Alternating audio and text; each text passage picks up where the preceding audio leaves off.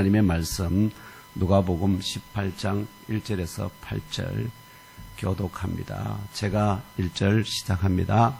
예수께서 그들에게 항상 기도하고 낙심하지 말아야 할 것을 비유로 말씀하여 이르시되 어떤 도시에 하나님을 두려워하지 않고 사람을 무시하는 한 재판장이 있는데 그 도시에 한 과부가 있어 자주 그에게 가서 내 원수에 대한 나의 원한을 풀어주소서 하되 그가 얼마 동안 듣지 아니하다가 후에 속으로 생각하되 내가 하나님을 두려워하지 않고 사람을 무시하나 이 과부가 나를 번거롭게 하니 내가 그 원한을 풀어주리라. 그렇지 아니면 늘 와서 나를 괴롭게 하리라 하였느니라. 주께서 또 이르시되 불의한 재판장이 말하는 것을 들으라. 하물며 하나님께서 그 밤낮 부르짖는 택하신 자들의 원한을 풀어주지 아니하시겠느냐? 그들에게 오래 참으시겠느냐? 내가 너희에게 이르노니 속히 그 원한을 풀어주리라. 그러나 인자가 올 때에 세상에서 믿음을 보겠느냐 하시리라. 아멘. 아멘. 네. 이 본문을 중심으로 세상에서 믿음을 보겠느냐라는 제목으로 하나님의 말씀을 상고하겠습니다. 오늘은 2022년 12월에 이제 셋째 주일이죠. 또한 여자의 후손으로 성육시하신 그리스도 예수의 초림과 그리스도 예수의 초림은 하나님의 집으로서 초림하셨습니다. 진짜 집으로서. 그래서 진짜 집이 임하셨기 때문에 옛날 집, 헤롯 성전이 어떻게 됐죠? 결국은 완전히 무너지게 됩니다. 그 다음에 하늘의 문으로서 임하셨습니다.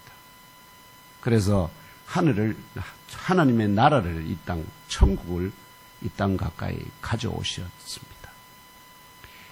그리고 난 다음에 부활 성천하시면서 오순절 성령 강림을 약속하셨는데 결국 그분의 성령이 강림하셨습니다. 그래서 그분을 성령 강림을 기억하고 기념하며 미래적으로는 성탄주를 주요 최후 심판을 위한 예수 그리스도의 재림을 기다리는 가운데 성탄절을 바로 앞둔 대망의 대강절 네 번째 주일입니다. 오늘 이 시간 하나님께서 여러분 각자가 보고 드린 것이 따라서 새롭게 하달되는 명령이 무엇인지 주 하나님의 음성을 친히 들으시고 깨달아 알고 믿고 심령에 잘 박힌 못으로 영접하시고 그 받으신 명령대로 온전히 복종하여 한 주간의 영적 실험과 영적 전투에서 이기고 승리하시기를 축원합니다. 오늘 본문은 구조적으로 누가복음 17장 1절로 10절의 구조와 동일합니다. 그래서 누가가 동일한 구조의 그 비유를 계속 제시하고 있다 하는 겁니다. 이 각 비유는 비유를 듣는 자들이 비유 앞에 가르침이 있고 비유 뒤에 결론이 있습니다. 구조가. 그러면 이 비유를 듣는 자들이 뭐냐면은 그 비유 앞에 주어진 가르침의 의미가 무엇인지 또는 가르침이나 명령의 의미를 아주 선명하게 볼 수 있도록 밝혀주는 빛과 같은 역할을 합니다. 앞에서 어떤 가르침과 명령을 주셨는데 그게 어떤 의미인가 하는 것을 어떻게 해요? 이 비유라는 빛으로 팍 비춰가 그게 확 보여지게 하고 팍 새기게 깨달아 알게 한다는 겁니다. 이게 비유의 특징입니다. 그리고 그렇게 이 빛과 같은 역할을 할 뿐만 아니라 그 뒤에 비유 뒤에 또 가르침이 있습니다. 그 비유 뒤에 가르침이나 명령이 듣는 자들로 하여금 그거 정말 그렇게 하는 게 합당하고 당연하다. 이걸 수납하게 하고 수긍에 이르게 하고 듣는 자 자신의 생각과 말과 행위에 어떻게 적용해야 하며 살아야 될지 이걸 도전받게 합니다. 그래서 아주 중요한 그런 역할을 하는 것이 비유입니다. 이 본문 구조적으로 비유들입니다. 이러한 본문의 구조적 원리를 고려하면 먼저 오늘 본문 2절로 5절의 비유가 어떠한 색깔의 빛을 가지고 있는지 제대로 검토해 본 다음에 그 비유의 빛을 그 앞에 1절에 비추어 그 가르침의 의미를 선명하게 보고 깨달아 알고, 또한 그 비유의 빛을 그 뒤에 6절에서 8절에 다시 비추어서 결론적 가르침을 수납하고 우리 각자의 생각과 말과 행위에 어떻게 적용해야 할지를 알아보는 것이 지혜로운 선택이라 여겨집니다. 이 부족한 종의 생각에 동의하십니까? 말이 없습니까? 소리가 안 나네요. 네, 네. 그렇다면 이제 여러분 동의를 바탕으로 첫째 대지로 오늘 본문 2절로 5절이 비유입니다.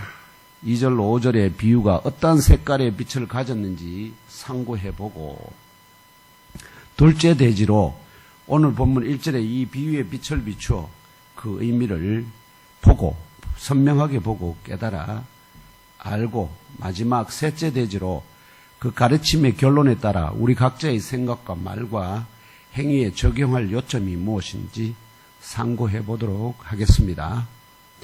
이상의 세 가지 대지를 통하여 주의 다시 오심을 믿고 대망하지만 고난 가운데 살아가는 성도를 향한 주 하나님의 약속과 작정과 뜻이 무엇인지 깨달아 알고 믿고 심령 깊은 곳에 잘 박힌 못으로 새기시는 영적 교제와 은혜의 시간이 되시기를 예수님 이름으로 축원합니다.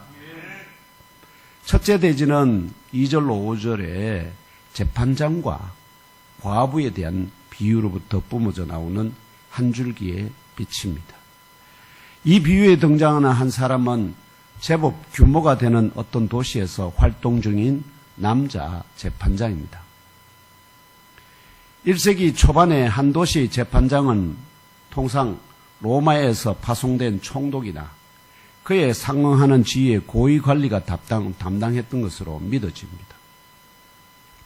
왜냐하면 우리 주님 예수 그리스도의 재판에서 재판장은 종교적인 재판은 대제사장 가야바였고요. 이것을 마태복음 26장 57절이나 66절 정도에서 증언합니다. 가야바가 예수를 붙잡아서 어떻게요?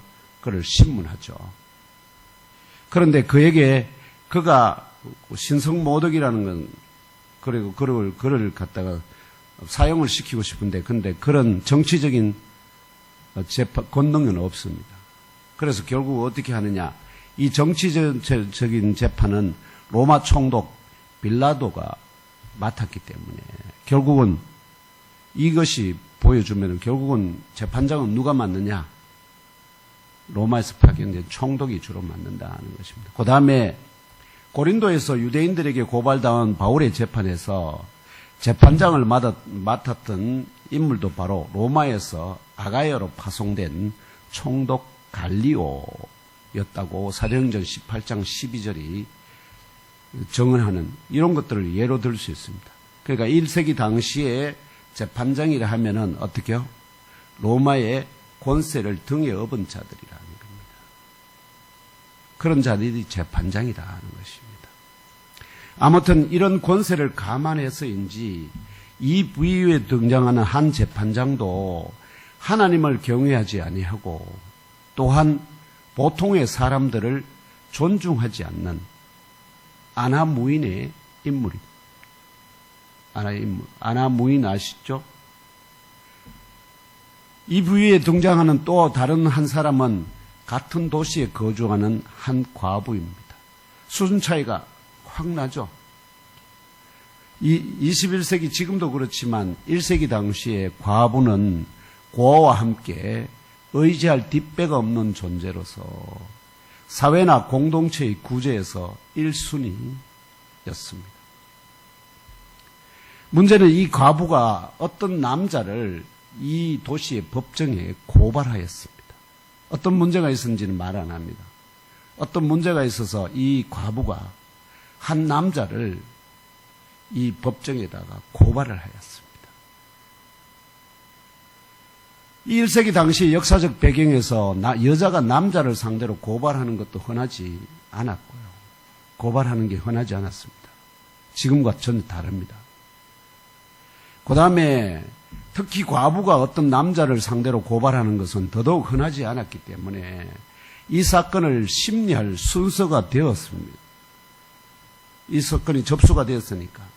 그러면 다른 사건 다 하고 재판장이 이 사건을 심리할 순서가 되었음에도 불구하고 이 재판장도 이러한 고발 사건을 다루는 것을 꺼려한 듯합니다. 왜 다뤄봐야 판결을 해봐야 괜히 자기에게 뭐 이렇게 오히려 좋지 않은 소리만 들릴 것이 예상되기 때문입니다.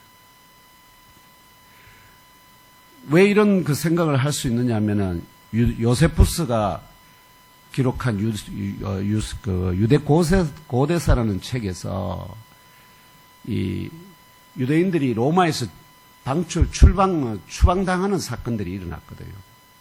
그 사건의 배경이 뭐가 됐느냐 하면은 이렇게 아주 아름답고 그리고 그 신화 속에 나오는 신을 아주 잘 믿고 숭배하는 아름다운 여인이 한 사람이 있었습니다. 이 다른 사람에게 시집가서 잘 그 가운데. 근데 이 여인을 짝사랑하고 흠모하는 한 남자가 있었습니다. 이 사람이 상당히 그게 지위가 됐습니다. 그렇지만 다른 남자의 아내를 함부로 그거 할 수는 없으니까.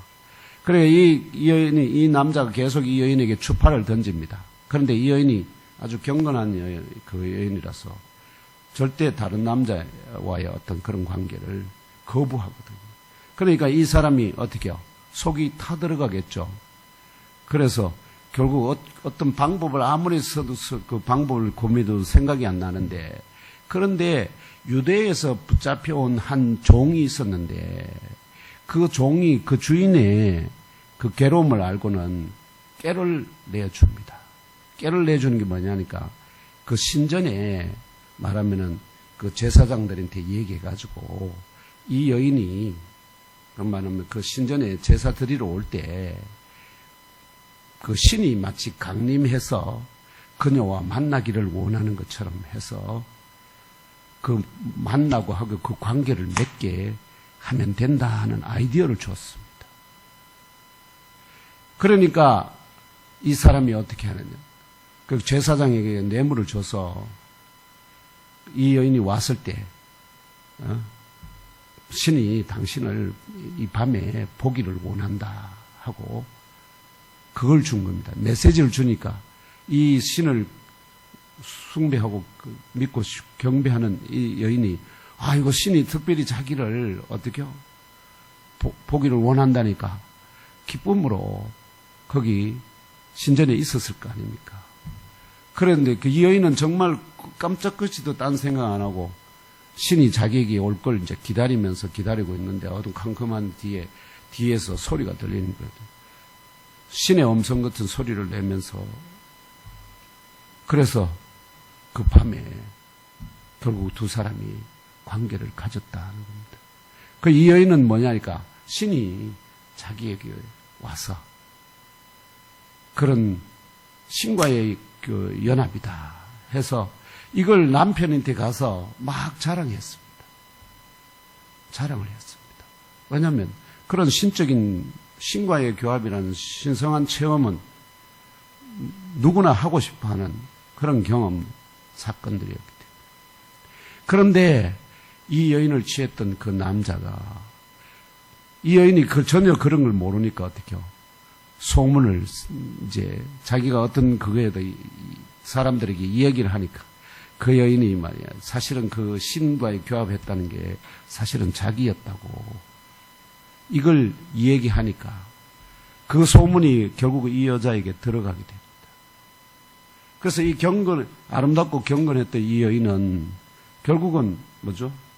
다른 남자의 속임에 넘어져서 결국 그 남자의 어떤 성적인 그런 노력이 됐다 하는 그 생각 때문에 그냥 어떻게 해요? 남편한테 미안하기도 해서 자살해서 죽어버립니다. 이게 로마에서 대사건이 되었습니다. 그래서 황제가 직접 이 사건을 심리합니다. 재판장이 되었습니다. 그래서 다 그 남자를 불러냈습니다. 그리고 여종도 불러내고 제사장도 다 불러내가 자초지종을 다 그거 하니까 사건이 결국은 이 남자가 어떻게 그 여인을 범해서 그 여인이 결국은 자기를 하고 죽고 말았다. 근데 황제가 내린 판결이 뭔지 압니까? 남자가 뭐 그럴 수도 있지. 이렇게 된 거예요. 그래서 결국은 그 여인의 죽음은 그냥 어떻게요? 하나의 죽기는 왜 죽어? 왜냐하면은 그 당시에 이탈리아 로마의 귀부인들이 아시겠죠? 성적인 그런 문란이 대단했다 하는 것을 방증해 주는 겁니다. 어지간하면 다 이 지금 말하는 좀 부유한 사람들은 다 애인이 있을 그런 시절과 같았다 말씀드릴 수 있습니다. 그러니까 이런 사실, 이런 것들을 아는 이 재판장이 잘 생각해 보십시오. 다른 여자애가 고발한 남자를 그 사실을 심리를 해서 그 남자가 어떤 범죄 사실이 명백하게 밝혀줘도 남자에게 그 잘못에 합당한 판결을 하는 것이 사회적으로 용납이 잘 안 되는 1세기 시대 상황 때문입니다. 판결을 제대로 해도 욕을 먹을 상황이니까 이 사건을 다룰 순서가 되었습니다. 다른 사건 이제 접수가 순서대로 되면 순서대로 다룰 거 아닙니까? 근데 이 순서가 되었는데도 이 재판장이 사건의 심리를 차일피일 미루고 있었습니다. 왜냐하면 심리를 시작하면 또 어떤 결론을 내려야 되고 심리를 그래서 차일피일 미루고 다른 사건을 그냥 뒤 사건을 먼저 처리하는 겁니다. 그러니까 이 여인은 이 답답한 이 과부가 아니 자기 순서가 됐는데도 뭐 자기 일에 심리를 안 해주니까 할 수 있는 이 여인이 할 수 있는 일은 뭐일까요? 비유 속에서는 뭐냐니까 그 과부가 할 수 있는 일은 자주 그에게 가서 내 원수에 대한 나의 원한을 풀어주소서 말하는 것입니다. 여기서 근데 이 본문 요구의 본문을 직역하면 좀 의미가 내 원수에 대한 나의 원한을 풀어주소서 이런 뜻보다는 이런 뜻입니다. 당신은 나를 나의 고발자에게서 정당하게 다루어달라. 제대로 재판을 어떻게요? 해달라. 그러니까 자기가 잘못한 게 없다는 걸 확신하기 때문에 이 남자가 잘못했다는 걸 확신하기 때문에 사건을 제대로 당신이 제대로 정당하게 다루어주면 내 원한이 내 그거에 풀린다. 이제 이걸 요청한 거거든요. 이러한 과부의 정당한 요구에도 이 재판장은 얼마든 동안 듣지 않습니다. 아이 골치 아프게 저 더 다뤄봐야 문제될 텐데 그런데 그러다가 계속 와서 귀찮게 자꾸 하니까 어떻게요? 속으로 말합니다. 속으로 생각했다는 게 속으로 말합니다. 논리적으로 말합니다. 뭐라고 하느냐?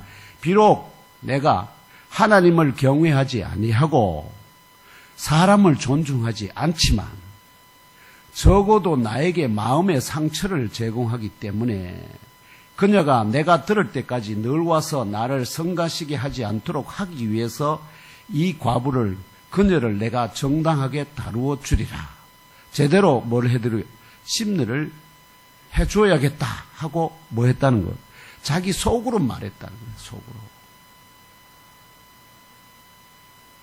결과적으로 자신이 고발한 사건을 심리할 차례가 되었음에도 불구하고 차일피일 미루고 기피하던 아나무인의 재판장을 향한 이 과부의 성가시고 귀찮을 지경의 끈질긴 간청이 재판장으로 하여금 그 말을 듣고 부득불 재판을 시작하도록 만들었다 하는 것입니다.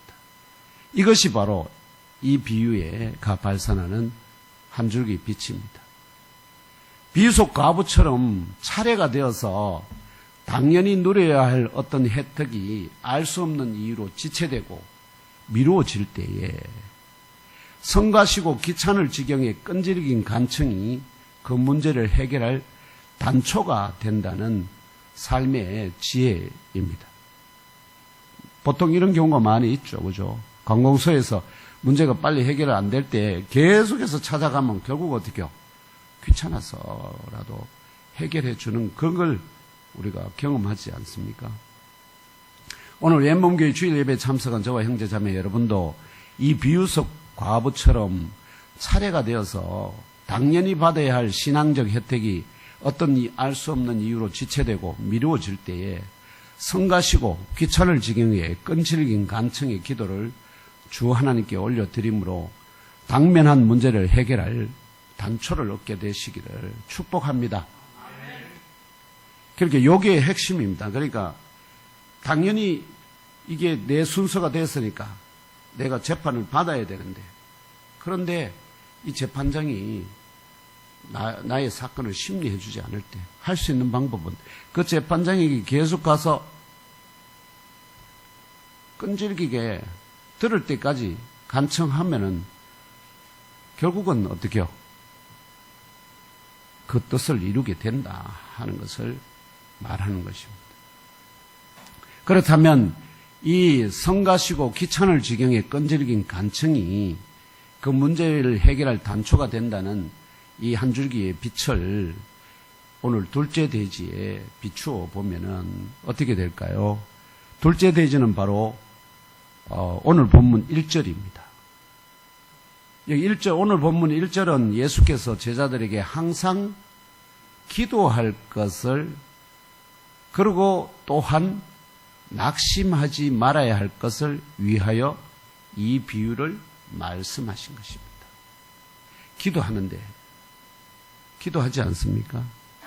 항상 기도하는데, 그런데 어떤 때는 응답이 어디요? 잘 오다가 응답이 안 와요. 안 와. 아무리 해도 안 와. 안 와. 그럴 때 뭐 하라는 겁니까? 뭘 생각하라는 거예요? 이 비유 속 과부를 생각하라는 겁니다. 이 비유 속 과부가 어떻게 자기 문제를 해결하게 되었는지 그걸 생각하라는 것입니다. 만일 이 과부가 이 재판장에게 가서 자신의 고발 사건의 심리 순서가 되었으니 제대로 재판하여 달라고 간청하다가 그 재판장이 자신을 계속 무시하고 차일피일 미루는 것에 분노하고 낙심하여 찾아가 간청하기를 어느 시점에서 멈추었다면 이 과부가 이 고발 사건으로부터 얻는 것은 아무것도 없었을 것입니다. 동일성상에서 예수께서도 제자들에게 복음에 증인된 삶의 길을 걸어가는 중에, 왜냐하면 예수님이 부활 성천하시고 나면 그들이 뒤에 남을 거 아닙니까? 그럴 때 당연히 주어져야 할 것들을 위하여 항상 주 하나님 앞에 기도하는데 그 응답이 알 수 없는 이유로 지체되고 미루어질 때에 이 과부처럼 낙심하지 말고 오히려 더 성가시고 귀천을 지경에 끈질긴 간청의 기도를 주 하나님께 올려드리라는 가르침으로 깨달아 알고 심령에 잘 박힌 못으로 영접하시기를 주 예수님 이름으로 축원합니다. 예, 이 과부의 이 끈질긴 간청을 생각하라 하는 것입니다. 마지막 셋째 대지는 이 비유로부터 뿜어져 나오는 빛을 이어지는 6절로 8절의 결론과 적용에 비추어 우리의 각자의 생각과 말과 행위에 적용할 요점이 무엇인지 상고해 보는 것입니다. 그래서 주께서도 제자들에게 먼저 6절에서 이 재판장을 불의의 재판장으로 칭합니다. 왜냐하면 무엇을 두려워하지 않고 하나님을 경외하지 않고, 두려워하지 않는다는 말은 거기서는 원래는 번역이 경외한다는, 하나님을 경외하지도 않고 사람을 어떻게 해요? 보통 사람들을 존경하지도 귀하게 여기지도 않는 그런 자이기 때문에 결국은 이 불의한 재판장이 자기 속으로 자기 자신에게 말한 것을 들으라 명령합니다. 이 재판장이 속으로 논리적으로 말합니다. 제가 그 말은 세 가지가 있다고 했어요. 논리적으로 말하는 거, 비밀을 털어놓듯이 말하는 거, 그 다음에 또 자기가 들은 것을 남에게 전달하는 하기 위해서 말하는 거, 이 등등이 있습니다. 그래서 이 중에 이제 논리적으로 이 재판장이 속으로 생각합니다. 논리적으로. 내가 나를 이렇게 계속 귀찮게 하니까 이 여인이 귀찮게 하는 것이 내가 더 귀찮음을 안 당하려면 논리적으로 뭐 하는 게 제일 좋습니까? 제대로 다뤄줘가지고 빨리 끝내주는 게 좋다 하는 것을 말하는 거 아니겠습니까? 그런데 이어지는 7절에서 이 불의의 재판장을 공의와 공의와 사랑의 하나님과 비교하며 주께서 제자들에게 비밀을 토로합니다. 이 하물며 하나님께서 그 밤낮 부르짖는 택하신 자들의 원한을 풀어주지 아니하시겠느냐? 그들에게 오래 참으시겠느냐? 이렇게 반문합니다. 그러니까 다시 말하면 이런 뜻이죠. 이 비유 속 불의의 재판장조차도 불의한 사람이니까 사람을 무시하잖아요. 사람을 사랑하는 자가 아니거든요. 이 불의한 재판장조차도 성가시고 귀찮을 정도로 찾아와 간청하는 과부의 고발 사건을 어쩔 수 없이 다루어 주게 만들었다면 공의와 사랑의 하나님께서 그 자신의 택하신 자들의 자기를 향한 밤낮에 부르짖는 것의 복수를 시행하지 아니하겠느냐? 그리고 그들에게 오래 참으시겠느냐? 물음으로 도전하신 것입니다. 제자들에게 하나님이 그렇게 비유 속에 이 불의한 재판장이 이 과부의 간청에 그냥 항복하듯이 하나님께서 너희들이 밤낮으로 부르짖는 그 간구에 기도에 어떻게 해요? 응답하시지 않겠느냐? 오래 참으시겠느냐? 이제 이걸 물음으로 도전하신 것이다. 이 물음에 대한 응답이 결론으로 오늘 보면 8절의 전반부에 제시됩니다. 그 결론이 뭘까요? 내가 너희에게 논리적으로 말한다. 속히 그 원한을 풀어주시리라 이런 뜻입니다. 공의와 사랑의 하나님께서는 택한 자들의 밤낮 부르짖는 것의 복수를 반드시 또한 신속하게 시행하신다는 약속입니다. 이 약속을 깨달아 아시고 믿고 심령 깊은 곳에 잘 박힌 못으로 영접하시기를 주 예수님의 이름으로 축원합니다. 다 아시는 내용이지만 이 비유를 통해서 주께서 결국은 이 과부처럼 어떻게요? 끈질기게 그분에게 매어 달려 강구하는 자가 무엇을 얻게 된다고요? 그 뜻을 이루게 된다 하는 것을 말씀하신 것입니다. 그런데 제가 사실은 이런 법이 여러분 잘 아는 내용일 뿐만 아니라 오늘 본문 8절의 후반부에 이해하기 난해한 물음을 던지십니다. 뭐라고 하시느냐? 그러나 인자가 올 때에 세상에서 믿음을 보겠느냐? 아니 갑자기 여기서 왜 믿음의 이야기가 툭 튀어나올까요? 지금 뭐에 대한 이야기하고 있죠? 가르침을 주고 있죠, 제자들에게. 기도와 그 기도의 응답이 늦게 오더라도 어떤 지체되더라도 어떻게 해요? 낙심하지 말고 더욱더 어떻게 해요? 그 밤낮 부르짖는 것에 매진하라. 그러면 반드시 공의와 사랑의 하나님께서 반드시 응답하신다. 이걸 약속하시는 말씀인데 그런데 갑자기 믿음의 문제를 툭 던지십니다. 그러나 인자가 올 때에 인자가 온다는 말은 뭐죠? 떠나가셨다가 다시 오실 때에 재림하는 겁니다. 인자가 재림할 때에 내가 다시 재림할 때에 세상에서 믿음을 보겠느냐 하는 뜻입니다. 종말의 상태에 대한 이야기입니다. 세상을 심판하기 위해서 내가 다시 올 때에 이 세상에서 뭘 보겠느냐고요? 믿음을 보겠느냐 하는 반문입니다.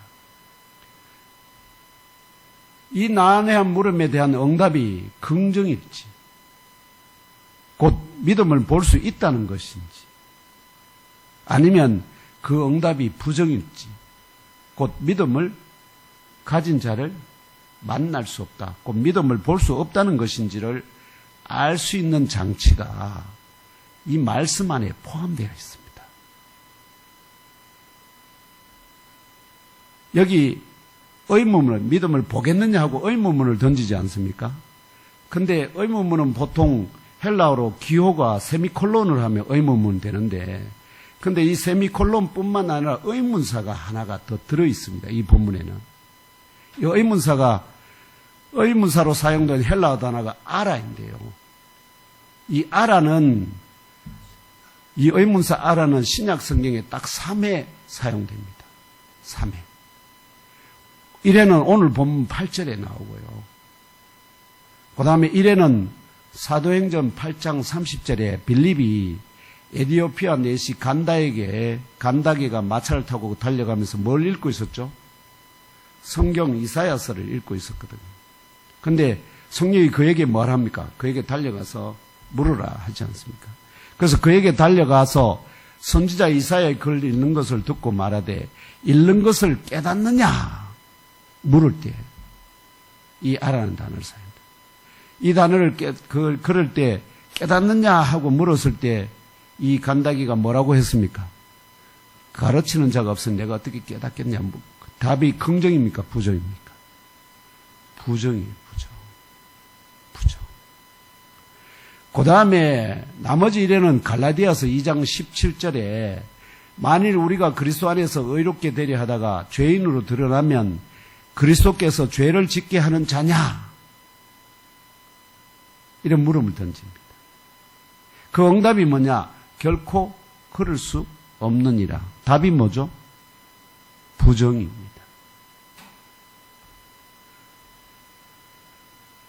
이 사례들을 딱 3가지 경우에만 있습니다.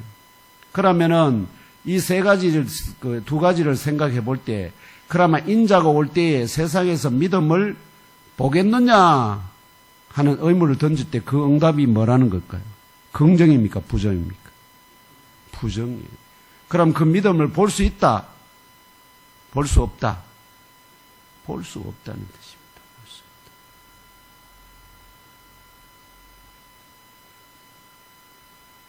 짐작하신 분도 계시겠지만 의문사로 사용된 이 헬라 단어 아라는 질문자의 편에서, 질문하는 자의 편에서 걱정이나 초조함을 내포하는 의문사로만 사용됩니다. 즉 부정적인 어떤 응답을 미리 뭐 한다는 거죠? 전제한다는 것입니다. 부정적인 응답. 그러면 결국 이 아라라는 의문사가 사용됐다는, 왜냐하면 세미콜론만 해도 의문문이 되거든요. 그런데 세미콜론에다가 의문사를, 이 아라라는 의문사를 추가했다 하는 것은 그 응답이 뭐라는 거죠?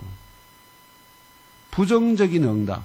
그 믿음을 그리스도께서, 예수께서, 인자가 다시 이 세상에 올 때, 재림하실 때에 이 세상에서 뭘 볼 수 없다는 거예요. 믿음을 볼 수 없다 하는 뜻입니다. 이걸 이제 생각해 보면은 왜 소돔과 고모라 멸망하실 때 그 소돔 안에 어떻게요? 50명, 20명, 10명, 5명 이게 쭉 내려오지 않습니까? 근데 결국은 그 안에서 롯의 가족만 나오고 나머지는 그 안에 어떻게 믿음을 가진 자가 있다 없다? 한 명도 없기 때문에 어떻게요? 그대로 모두 다 불심판에, 이게 결국은 이게 심판의 모습입니다. 또 노아의 대홍수 때 노아 가족을 제외하고는 어떻게요? 모두 다 육체가 된 그들에게 가운데 믿는 사람이 하나도 없었다. 결론적으로 오늘 보면 8절의 후반부 물음을 통하여 주 예수께서 다시 오실 때 이 세상에서 이 과부처럼 끈질기게 기도하는 믿음을 가진 사람을 찾아 헤매도 만나지 못한다는 응답을 잉태한 물음입니다. 따라서 주의 재림은 지난주에 말씀드렸죠. 하늘 아래 이쪽으로부터 하늘 아래 저쪽 안으로 향하여 번쩍이는 번개가 비치듯이 주의 재림 과정을 제대로 보거나 인식하기도 전에 먼저 도래할 뿐만 아니라 오늘 비유 속 과부처럼 주 하나님 앞에 쉬지 않고 끈질기게 기도하는 믿음을 가진 성도가 한 사람도 없을 때에 오신다는 사실을 온전히 깨달아 하시고 종말에 관한 어떠한 미혹에도 대적하여 이기시고 승리하시기를 주 예수님의 이름으로 축복합니다. 그 말은 결국 뭘까요?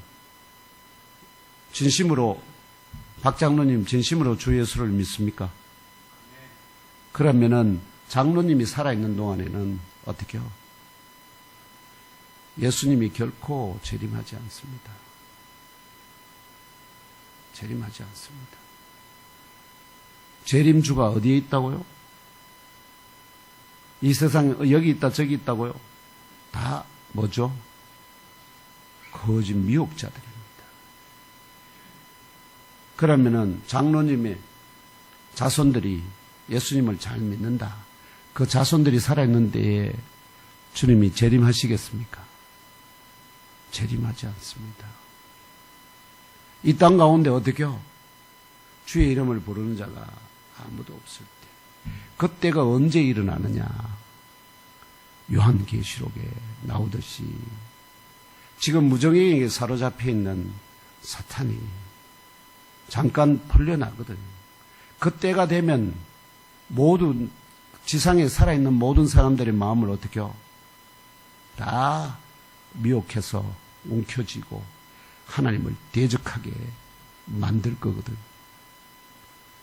그때 어떻게 한다고요? 그때 주께서 그 입에 불로 사탄을 아시죠? 그 사탄을 포함한 모든 것을 불태워서 그 산 모든 인간들은 다 결국 육체 불타고 영은 다시 그걸 뭐 하게 될까요? 영적인 몸을 입어서 다시 전부 다 영혼이 불못으로 그 역사가 일어난다 하는 것입니다. 이해되시죠? 제가 다시 분명히 말씀드리지만 이 부분에 대해서 어떤 분들은 과부처럼 우리 보고 주님께서 과부와 같은 믿음을 가지라는 긍정적인 의미로 해석하는 분들인데 천만에 이 아라라는 아시죠? 의문사가 가지고 있는 의미를 모르면 그렇게 긍정으로 해석할 수도 있습니다. 그러니까 주님 내가 다시 올 때 너희들 가운데 믿음을 가지라. 올 때까지 믿음을 가지라는 뜻이 가진 사람을 만날 수 있다는 뜻이 결코 아닙니다. 믿음을 가진 자를 어떻게요? 아무리 찾고 찾아도 만날 수가 없는 그때에 어떻게요? 주께서 다시 오신다 하는 분명한 메시지를 깨달아 하시고 그래서 분명히 말씀드리지만 이 세상에서 주께서 언제 재림하신다 하는 모든 왜냐하면 그 오실 때도 그분이 언제 오셨는지 모를 정도로 순식간에 오는데 언제 온다는 그 말하면은 그 때를 밝히는 것 자체가 전부 다 뭐라는 거죠? 거짓이라는 거예요. 거짓이라. 그 다음에 재림 예수가 여기 있다 저기 있다 할 때가 나타나는데 그때가 언제 먼저 한번 나타났느냐 하면요. 주후 67년부터 70년 사이에 나타나가 이스라엘 백성들을 모두 다 내가 재림주라 해서 따라간 사람들이 결국은 전쟁에 참여해가지고 모두 다 로마에 그냥 불세례에 죽고 말았다 하는 겁니다. 이제 말씀을 맺고자 합니다. 지난주 누가복음 17장 20절 23절 말씀과 오늘 본문 말씀을 통하여 주 예수께서 생전에 친히 주의 재림의 때와 또 그 특징에 관하여 미리 제자들에게 계시하신 것입니다.